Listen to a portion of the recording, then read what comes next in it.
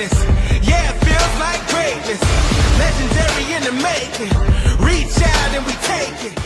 What's up, guys? Welcome back to another episode of KozMatt's Wrestling Recap. With Money in the Bank right around the corner, about a week away, Monday Night Raw delivered a jam-packed show with Money in the Bank qualifiers, Liv Morgan and Dom chaos, not to mention the return of the Wyatt Six, reigning havoc on Monday Night Raw. What did you think about this show? I was waiting for the Wyatt Six, man. I think everybody, the reason we were tuning in tonight solely was for the Wyatt Six.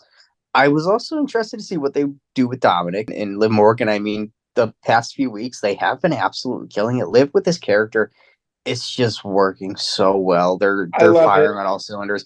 CM Punk's best friend here, Drew McIntyre. All right, I thought he left the company, but apparently this past Friday, last week, he showed up, beat the hell out of Punk, and left. So I guess he's still with WWE, and the way that they opened up the show, well, Drew McIntyre interrupted Michael Cole's show open. Cole has been doing these openings the past few on and off weeks of Raw.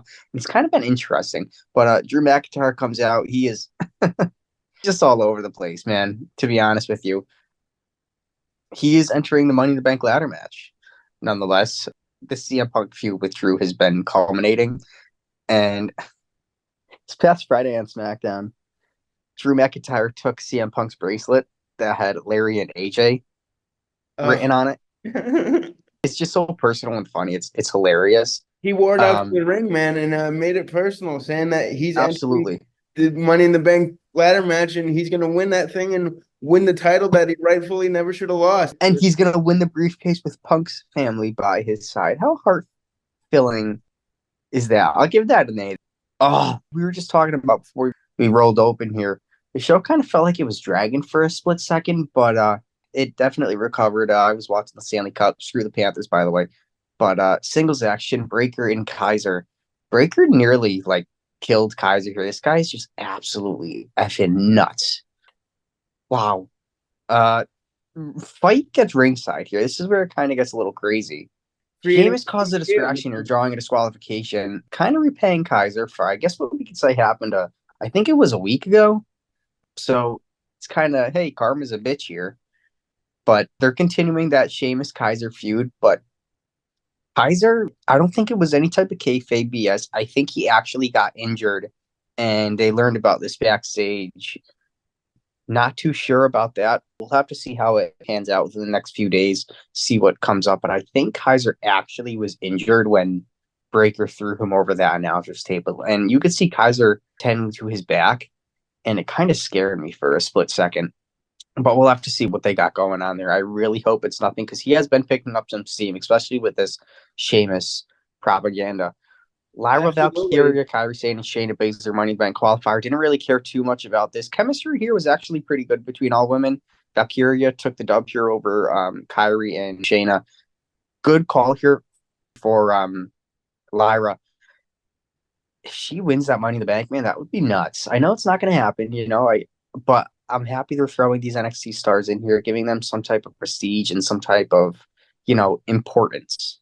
Liv Morgan, she's next up, hitting the ring, looking to win over Dominic Mysterio here. So throughout the night, she was playing some games with him, gave him some food, bought him a PS5, a whole bunch of other type of lovey-dovey stuff. And Dominic shared with his Judgment Day members a picture that Liv Morgan supposedly sent him. And now Liv's calling him Daddy Dom in front of the entire universe. Zelina Vega interrupts. Didn't expect this at all, but I do see what they were doing here. Challenge Morgan to a title match. Morgan refuses. Dominic comes out trying to just talk, and this crowd just is not letting him. Zelina Vega is just kind of tired of all this BS, trying to put a stop to Liv Morgan. She was playing it well here. Liv Morgan attacks Zelina Vega. Rey Mysterio comes out. Makes sense. LWO. Dominic throws Rey Mysterio down onto the ground, sets up a match with Rey and Dominic next week on Raw in Boston. Wow, I didn't expect that at all, to be honest with you, but I like how they're going along with this LWO Judgment Day shenanigans stuff, because it's given us Dominic and Rey, and I'm totally here for it. You and me both, Zelina Vega, what's this going to do for her and Liv Morgan? Is it going to elevate her? Not too sure here. Yeah, you could say that again. I really am interested to see this Liv and Dom storyline play out. It just keeps getting better and better. But one thing, we're absent Pat McAfee. So who filled in for him? The Miz on The Miz. commentary. You know what? We didn't really talk about this because, it just didn't come up. But Pat McAfee not on commentary at all throughout the night. People think, it's the Wyatt Six going for him. I don't care if it's the Wyatt Six or not. Put that guy on commentary. They were literally in his hometown. I was watching the Pat McAfee show and he was all pumped up, but like, why didn't they gave us no answers No, as to why he wasn't? It just didn't make sense to me, to be honest with you. I don't care if it's the Wyatt Six or not. Like I said, give us McAfee. But let's move forward here. Chad Gable versus Braun Strowman and Bronson Reed. Money in the Bank qualifier. Yes, Chad Gable is alive from the dead. We're the dead wrestle here. That's WWE for you. This was an interesting matchup. Gable defeats Reed and Braun Strowman. After the match, the lights go dark and that mysterious, Bray Wyatt music hits. A bunch of smoke fills the ring. It's Nikki Cross, who appears to, Cole doesn't know who it is, but I think we all know who it is. It's Nikki Cross terrifying Gable into a corner. Definitely interesting. Leaves the ring after Gable's just in distraught. Bringing a box to Michael Cole at ringside. After the break, Cole revealed a VHS labeled that said "Play Me." They ended up playing it later in the night. It was basically Uncle Howdy and Bo Dallas, like two versions of each other, kind of like a Bray Wyatt and a Fiend, like the alter ego. And I like what they're doing with it. We'll get more on it throughout the coming weeks, but it's basically just an alter ego for Bo Dallas, who is hurting because his brother died, and there's just so much to unravel here. But Chad Gable, he's alive. That's all we care about. Tried to make amends with Alpha Academy later in the evening, but Otis said no. He's tired of Gable. Maxine's going to try to talk him down, but could the Wyatt Six change a heel to a face or a face to a heel? That's what I'm getting here. What if they get to Cody Rhodes and Cody Rhodes turns a heel? Imagine that. Oh, there's so many unanswered questions, man. Oh. I love how they're tying these storylines together. It's like one conjoined, like big. They're giving it to us slowly, but that's the way they should be doing it. Everything's tying together perfectly. Can't wait to see what they do with Uncle Howdy in the next coming weeks. The Wyatt Six, everything's just firing on all cylinders. Kaden Carter and Kadana Chance versus the women's tag champs, Alba Fire and Nyla Dawn here. Non-title matchup.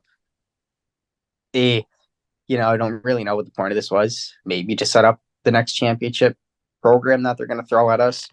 There's a lack of established women's tag wrestling going on, and kind of going back to Damage Control. It's just not working for me. You know what I mean? Fire and Dawn defeated Chance and Carter. Definitely needed to look strong here, especially as the women's tag champs. But they don't got much lined up for them. But hopefully they get that figured out within the next coming weeks. Yeah, no, I agree with you. This moved us right into a match that I really didn't care about as well. As we saw Karrion Kross take on Kofi Kingston in basically a squash match because Testament attacked Xavier Woods backstage before the match could really get going, which allowed Karrion Kross to pick up the victory. Don't care to talk about it too much here. Seth Rollins interrupts Damian Priest. This is what I really cared about next. Seth Rollins interrupts Damian Priest, who hit the ring, kind of discussing his match with, what they're going to have at Money in the Bank. Seth Rollins makes his presence known. Priest, he just wouldn't be champion without Judgment Day in CM Punk. That's basically what Rollins said. All I'll say here is Rollins kind of gave Priest an ultimatum. If the champion retains, meaning Damian Priest, then Seth Rollins will never get a title shot at the world title again. Right? But if Rollins wins, Priest has to leave Judgment Day. This is where the tables turn, right? Damian Priest said, the Judgment Day, they need me a hell of a lot more than Damian Priest needs them. I was waiting for Judgment Day to enter and just kind of be like, excuse me. But I do see they're slowly turning things around with Judgment Day here. I think we're going to see Damian slowly crescendo his way out of Judgment Day, but it's not going to happen for quite some time. They're slowly building up to it, but I do see that's where it probably is going to go once Rhea Ripley kind of comes back and makes her presence known. I don't know. just something to kind of keep thinking about. But let's move forward for sure. World Tag Team Championship match. Awesome Truth for Judgment Day. Liv Morgan tricked R-Truth earlier in the night to basically give Judgment Day a tag title match. Meanwhile, Miz was on commentary for the first hour of the show. He flipped out when when Truth said, "Yeah, okay, we'll give it to him." Truth is clueless, you know what I mean? He's just our freaking Truth. A tag team match. Oh boy. I knew once Liv was backstage and said, "Listen, Truth, give Judgment Day title shot tonight." And Truth said yes. I knew automatically those titles were going to change hands, and that's exactly what they did. Dominic Mysterio, he's a lucky man, I'll tell you that. Judgment Day are going to slowly follow through with this Liv Morgan stuff. Damian Priest may not be too happy about it as of late. She's given Judgment Day some love in here and literally got them the tag titles. But poor Miz and Truth, they are no longer our tag team champs. It was a good run while it lasted. It was a good run. Created some good comedy segments, but looks like the Judgment Day is quote unquote stronger than ever. We're gonna have to wait and see this rift between them and Damian, that's for sure. But definitely a great way to end the show. Jam-packed throughout the night with a bunch of great storylines. Uncle Howdy is just mesmerizing. I cannot wait to see what happens next. But let us know what you guys think about the show. Give us your predictions on the Money in the Bank winners. But until then, we will see you guys next time. Peace out. This has been KozMatt. Thanks for watching.